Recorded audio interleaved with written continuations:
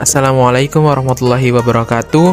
Melalui mata kuliah Sejarah Pemikiran Ekonomi Islam dengan dosen pengampu Ibu Putri dan juga Bapak Prof. Purbayu, izinkan kami dari kelompok 1 yang beranggotakan Muhammad Syarif, Gauhar Akmal, Ahdan Niko, Fadil Firmansyah, dan juga Muhammad Syahrizal. Izinkan kami untuk menjelaskan bagaimana sejarah ekonomi Islam pada masa Daulah Umayyah, di mana pada masa Daulah Umayyah merupakan salah satu periode yang sangat penting dalam sejarah perkembangan ekonomi Islam. Pada masa inilah sistem pemerintahan dan pengelolaan ekonomi Islam mulai diterapkan dalam skala wilayah yang sangat luas. Melihat sejarah, dinasti Umayyah dibagi dalam 2 fase, yaitu Daulah Umayyah Timur yang berpusat di Damaskus serta Daulah Umayyah di Andalusia yang berkembang setelah Daulah Umayyah Timur. Pada pembahasan kali ini kita memfokuskan pada Daulah Umayyah Timur yang sebagaimana menjadi tonggak awal pembentukan sistem politik dan ekonomi negara Islam. Dengan berdirinya Daulah Umayyah tidak dapat kita lepaskan dari konflik politik ya. Setelah wafatnya Khalifah Ali bin Abi Thalib, di mana Muawiyah bin Abi Sofyan menolak untuk membaiat Ali sebagai khalifah, yang kemudian memicu peperangan di antara kedua kubu tersebut, di mana konflik ini berakhir dengan peristiwa tahkim, yaitu kesepakatan damai yang secara politik menguntungkan pihak Muawiyah. Melihat kondisi tersebut, semakin menguatnya kekuasaan Muawiyah setelah wafatnya Khalifah Ali dan juga penyerahan kekuasaan oleh Hasan bin Ali kepada Muawiyah pada tahun 661 Masehi. Dan peristiwa ini juga dikenal sebagai Am al-Jamaah, yaitu masa bersatunya umat Islam di bawah satu kepemimpinan. Di mana pada masa pemerintahan Daulah Umayyah, wilayah kekuasaan Islam berkembang sangat pesat. Kekuasaan Islam ini meluas dari Afrika Utara hingga Andalusia di bagian barat, dan juga wilayah India serta perbatasan Cina di bagian timur. Yang mana wilayah yang sangat luas ini membawa tantangan yang cukup besar dalam pengelolaan administrasi dan ekonomi negara yang dipimpin oleh Muawiyah ini. Untuk menghadapi hal tersebut, dengan adanya pengaturan keuangan negara berupa Baitul Mal yang berperan sebagai lembaga utama, di mana negara dapat mengelola berbagai sumber pendapatan seperti kharaj, jizyah, zakat, usr, khums, fa'i, serta sumber-sumber pendapatan lainnya yang menjadikan sumber-sumber tersebut sebagai pendapatan negara. Di mana pada periode ini, perkembangan ekonomi Islam lebih bersifat praktis dibandingkan teoritis, karena para penguasa Umayyah lebih memusatkan perhatiannya pada perluasan wilayah dan penanganan pemberontakan internal, sehingga pengembangan pemikiran ekonomi belum menjadi fokus utamanya. Meskipun begitu, kebijakan ekonomi dan administrasi yang diterapkan pada masa Daulah Umayyah sudah menunjukkan adanya pondasi awal praktik ekonomi Islam, sebagaimana kebijakan tersebut berorientasi pada pengelolaan negara dan upaya menjaga kesejahteraan masyarakat.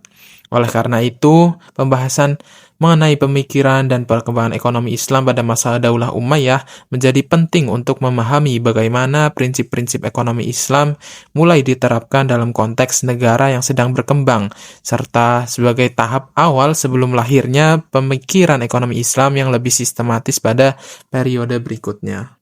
Masa kepemimpinan yang pertama dipimpin oleh Muawiyah bin Abi Sofyan, yang merupakan khalifah pertama Daulah Umayyah yang memerintah dari tahun 661 Masehi hingga 680 Masehi.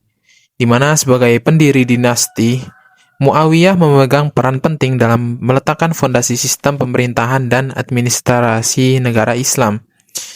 Pada masa kepemimpinan Muawiyah menandai transisi yang sangat besar ya, dari sistem Khulafaur Rasyidin menuju pemerintahan yang lebih terstruktur dan juga terpusat, di mana Muawiyah sendiri mengadopsi sejumlah unsur administrasi dari Kekaisaran Bizantium sebagai respon atas kondisi politik setelah terjadi pasca konflik internal demi memulihkan stabilitas negaranya. Namun, situasi politik belum sepenuhnya stabil, di mana Muawiyah juga berhasil menerapkan kebijakan yang mendorong pertumbuhan ekonomi dan memperkuat kelembagaan negara. Salah satu langkah strategisnya adalah memperkuat birokrasi melalui peningkatan efektivitas penarikan pajak dan juga efisiensi administrasi, di mana sistem pajak pada masa tersebut mencakup kharaj sebagai pajak tanah dan juga jizyah sebagai pajak perlindungan bagi non-muslim yang digunakan untuk membiayai kebutuhan militer serta administrasi negara. Selain itu, dalam bidang pertahanan, Muawiyah juga meningkatkan kesejahteraan tentara muslim dan membangun armada laut yang kuat, di mana kebijakan ini mendorong kemajuan ekonomi maritim Daulah Umayyah, sehingga armada laut muslim berhasil menguasai jalur perdagangan strategis termasuk galangan kapal di Akka yang berkembang menjadi pusat perdagangan internasional. Selain itu juga di bidang administrasi, Muawiyah mendirikan Diwan Al-Khatim sebagai lembaga pencatatan keuangan negara dan Diwan Al-Barid sebagai sistem pos antar wilayah, yang mana dengan adanya keberadaan lembaga tersebut memungkinkan komunikasi yang lebih cepat dan pengelolaan pemerintahan yang lebih efektif di wilayah kekuasaan yang cukup luas. Oleh karena itu, pada masa kepemimpinan Muawiyah bin Abi Sufyan menunjukkan adanya kemampuan manajerial dan politik yang sangat kuat, di mana kebijakan fiskal, militer, administrasi, dan perdagangannya menjadi fondasi penting bagi stabilitas dan pertumbuhan ekonomi Islam pada masa periode awal Daulah Umayyah. Umar bin Abdul Aziz. Meskipun hanya memerintah sekitar 2 tahun 5 bulan, Umar bin Abdul Aziz dikenang sebagai salah satu khalifah yang paling berpengaruh dalam sejarah Islam. Banyak sejarawan ekonomi Islam menyebutnya masa pemerintahannya sebagai Golden Age kedua setelah era Khulafaur Rasyidin. Ia naik tahta di tengah krisis multidimensi Daulah Umayyah. Ketimpangan sosial semakin tajam, korupsi merajalela di lingkungan istana, dan kelompok mawali muslim non-Arab mengalami diskriminasi, terutama dalam kebijakan pajak.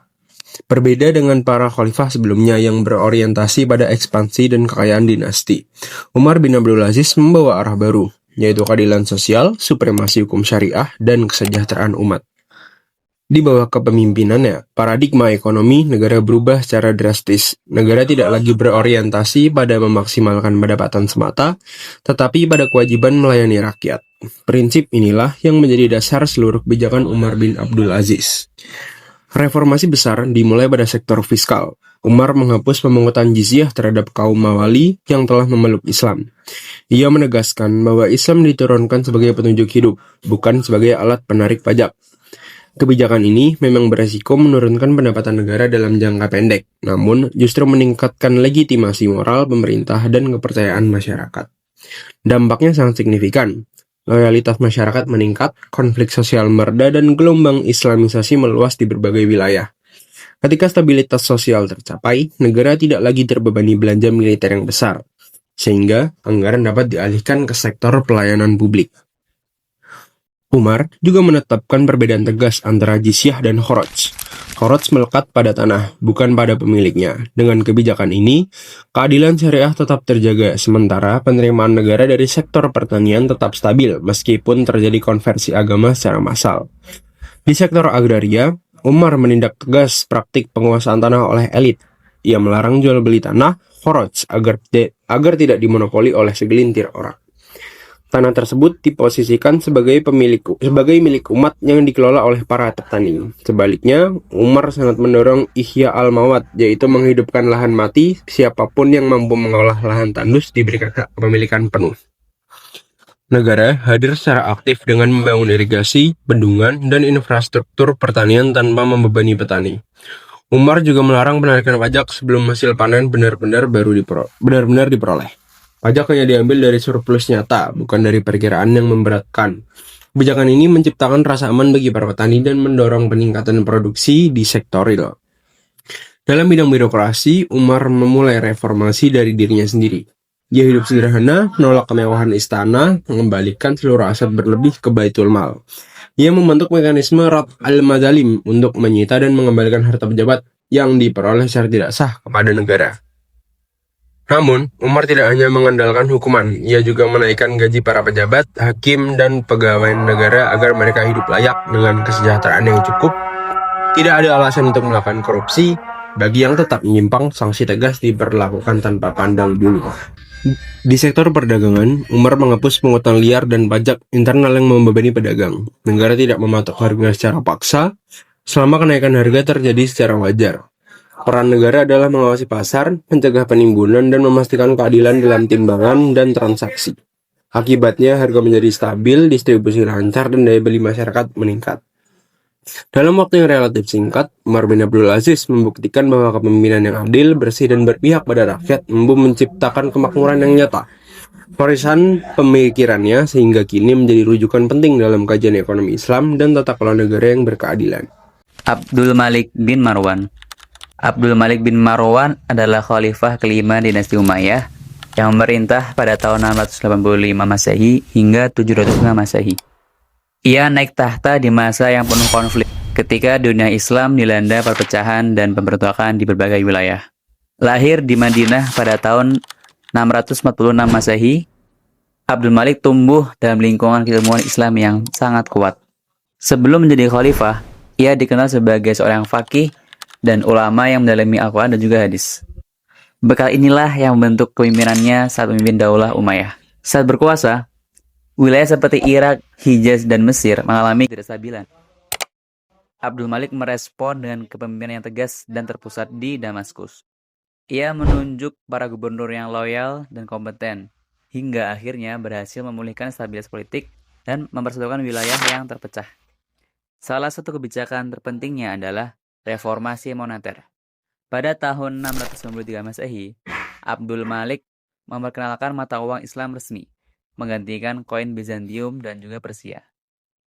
Mata uang ini menggunakan kaligrafi ayat Al-Quran tanpa gambar penguasa, yang mencerminkan nilai tauhid sekaligus menegaskan kedaulatan ekonomi Islam. Di bidang administrasi, Abdul Malik memperkuat Diwan Al-Barid, yang mana itu adalah sistem komunikasi dan pengawasan negara. Melalui jaringan pos yang terorganisasi, Khalifah dapat memantau kondisi politik, ekonomi, dan loyalitas pejabat daerah. Lembaga ini berperan penting dalam mencegah pemberontakan dan menjaga stabilitas negara. Ia juga membatasi urbanisasi. Banyak penduduk desa yang saat itu pindah ke kota untuk menghindari pajak atau mencari penghasilan yang lebih tinggi, yang berdampak buruk pada sektor pertanian. Untuk mengatasinya, pemerintah mendorong masyarakat kembali ke desa dan mengelola lahan pertanian demi menjaga keseimbangan ekonomi. Ketahanan pangan menjadi perhatian utama. Di Irak dan Mesir, pemerintah membangun kanal irigasi, mereklamasi lahan rawa, serta melindungi tenaga kerja pertanian. Bahkan pada masa krisis, penyembelihan sapi dibatasi agar alat produksi pertanian tetap terjaga. Di sektor perdagangan, wilayah Daulah Umayyah yang membentang dari India hingga Spanyol menjadi pusat perdagangan internasional. Jalur darat dan laut berkembang pesat, didukung oleh penggunaan mata uang Islam. Hasil perdagangan dan pajak tanah memberikan surplus bagi negara untuk pembangunan dan penguatan militer. Dalam kebijakan fiskal, Abdul Malik mengoptimalkan zakat dan kharaj. Zakat berfungsi sebagai kewajiban agama dan alat pemerataan ekonomi, sementara kharaj menjadi sumber pendapatan negara. Meski beberapa kebijakan menimbulkan tantangan sosial, langkah-langkah ini menjaga stabilitas keuangan negara. Melalui kepemimpinan yang tegas dan visioner, Abdul Malik bin Marwan meletakkan fondasi yang kuat bagi kejayaan dinasti Umayyah dan perkembangan peradaban Islam di masa berikutnya. Jadi, pelajaran yang bisa kita ambil dari dinasti Umayyah adalah ketimpangan ekonomi, pajak yang memberatkan, korupsi, dan pembangunan yang tidak merata. Masalah-masalah ini sering kita anggap sebagai persoalan modern. Namun, tahukah kita bahwa persoalan tersebut telah terjadi lebih dahulu 1000 tahun yang lalu? Kekayaan negara pada masa Umayyah banyak terkonsentrasi pada elit penguasa dan pejabat istana. Sementara itu, sebagian rakyat hidup dalam keterbatasan. Distribusi harta yang tidak merata menciptakan jurang sosial, fenomena yang kini kita kenal sebagai ketimpangan ekonomi. Hari ini, ketimpangan serupa masih kita lihat, ketika kekayaan hanya berputar di tangan segelintir orang. Perekonomian Umayyah sangat bergantung pada pajak seperti kharaj dan jizyah. Sayangnya, dalam praktiknya, pajak sering dipungut tanpa mempertimbangkan kemampuan rakyat. Beban fiskal yang berat ini menekan kesejahteraan masyarakat bawah. Dilema yang sama masih kita hadapi hari ini. Lantas, bagaimana negara Indonesia mencari pendapatan tanpa mengorbankan rakyat kecil? Kemudian, kaum Mawali atau kaum non-Arab yang telah memeluk Islam sering mengalami diskriminasi ekonomi. Mereka tetap dikenai pajak khusus meski status keagamaannya telah setara. Ketidakadilan ini bukan hanya melanggar prinsip Islam, tapi juga menghambat integrasi dan produktivitas ekonomi. Korupsi dan gaya hidup mewah. Sebagian pejabat Umayyah menyalahgunakan Baitul Mal untuk kepentingan pribadi. Gaya hidup mewah istana seringkali tidak sebanding dengan kondisi rakyat. Korupsi melemahkan kepercayaan publik dan merusak fondasi ekonomi. Sebuah pelajaran pahit yang masih relevan di era modern ini. Yang kelima, ketimpangan wilayah. Pusat kekuasaan seperti Damaskus berkembang pesat, sedangkan daerah pinggiran tertinggal. Ketimpangan pembangunan antar wilayah ini menimbulkan ketegangan sosial dan ekonomi. Fenomena yang kini kita kenal sebagai ketimpangan regional. Kemudian keenam, ketergantungan pada ekspansi. Ekonomi Umayyah sangat bergantung pada ekspansi wilayah dan ghanimah. Ketika ekspansi melambat, pendapatan negara ikut turun. Ini mengajarkan satu hal penting. Ekonomi yang bergantung pada satu sumber sangat rentan terhadap krisis. Kemudian, sejarah dinasti Umayyah. Dari sejarah dinasti Umayyah menunjukkan bahwa masalah ekonomi bukan sekedar soal angka, melainkan soal keadilan, tata kelola, dan keberpihakan kepada rakyat. Ketimpangan, pajak yang tidak adil, korupsi, dan pembangunan yang timpang, semua itu adalah pelajaran berharga dari masa lalu.